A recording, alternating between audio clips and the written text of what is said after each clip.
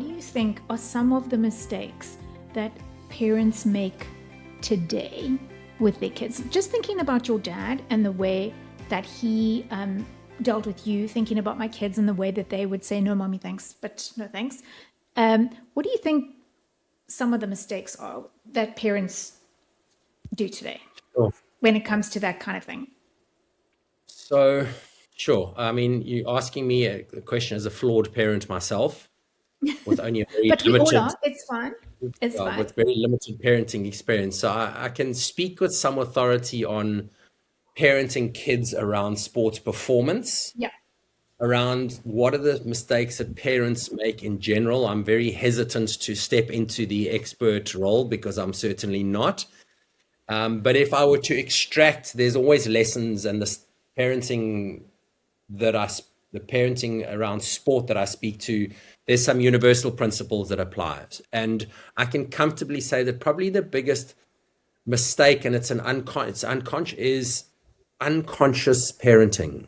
It's just doing what we Paddy, give me a second. Give me a second.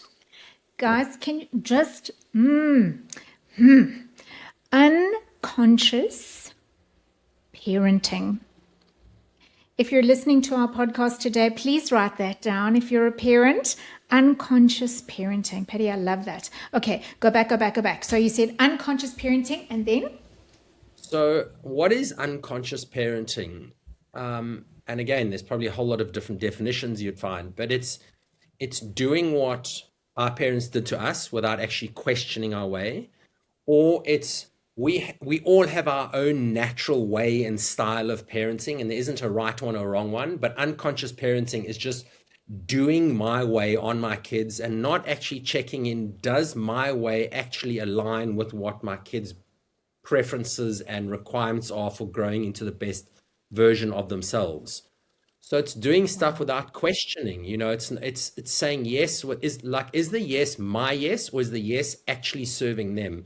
Is it my no to serve my comfort, my sense of control, my stress levels, or is it the no genuinely serving my child's growth to become a self-secure, self-sufficient, high-functioning adult? And too often we impose our way and what we think is best, because there is no parenting manual, there is no one best way. But the unconscious parenting is, I'm just doing what I think, and I'm not really plugging into what does my kid actually need in this moment. So for someone who is a flawed parent, that is a very astute answer. Because having walked the road a little ways with my kids, they are not shy to tell me, not shy at all to tell me where I messed up, like where I was not serving or aligning with them.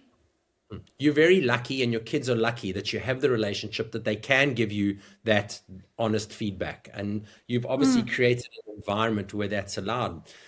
There are a lot of kids who don't feel comfortable or safe to tell their parent that that's not working. I don't like that. That doesn't work for me. If you did it differently, it would work even better. And certainly from a sporting perspective, research that's out there, and there's not a lot of it, but there's a few extensive studies suggest that up to or over 1 in 3 parents actually ends up undermining their kids' sport experience. But Really? that's over 1 in 3, yet nobody thinks they are that one. And nobody is that one deliberately or intentionally. It's just the unconscious way of being ends up really not working for more than 1/3 of kids. And it doesn't mean that the other 2/3 get it right all the time. It's just the net score is more positive than negative.